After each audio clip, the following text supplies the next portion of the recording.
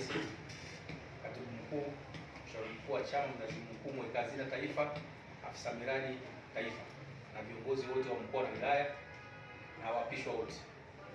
Narudia tena leo kusema hatufanyi mchezo kuwapisha kiapo hiki, na tumeamua sasa kuwapisha viongozi wa mkoa kwa sababu fulani, na itakuwa sasa desturi hata viongozi wote wa mikoa tukianza ziara tutaenda kuwapisha. Kwa nini tunawapisha? Tunapisha ili mfanye kazi ya chama. Unajua wengine mara nyingi walikuwa wanasema viongozi tu wa kitaifa peke yake ni wameapa. Sasa viongozi wa mkoa mmeapa.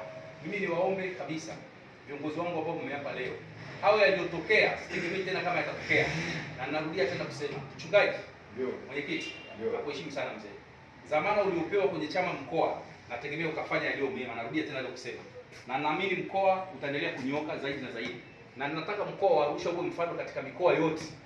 Katika mikoa yote nataka mkoa wa Arusha uwe wa nini? Wa mfano. Na kila mtu naamini ataitendea nafasi yake kazi. Naamini usalama mkoa by profession ni jeshi yule, si ndio? Naamini mtanyoka kwa sababu atafuatilia mambo ya chama vizuri, kila kitu kitaenda nini? Kitaenda sawa. Mzee Walele ambaye ni afisa miradi mkoa, najua yuko vizuri sana. Unajua Walele ni kama winga, anacheza kote, si ndio? Yaani Walele hata ningempeleka akawa mwenyekiti, bado angeweza kufika. Yaani kote anaweza kucheza. Lakini nimeamua kumpeleka pale awe afisa miradi ili sasa atusaidie sisi taifa na msaidie na afisa miradi wetu wa taifa ili mambo yafanye nini?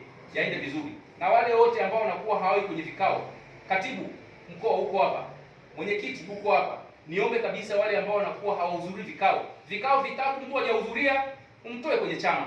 Labda kama mtu anakuwa amefiwa, kufiwa unajua jamani ni kitu kingine, kama mtu anaumwa, lakini mtu hajaomba ruhusa vikao vitatu aje, sio mfukuze chama. Mnamtoa tu ile nafasi yake, kama alikuwa ni kiongozi fulani anakuwa mjumbe wa chama. Sawa jamani? Baada ya kusema hayo, Mungu awabariki na watakie mafanikio mema. Wazeni tunu. Asanteni sana. Asante. Tunaenda sasa, tunaingia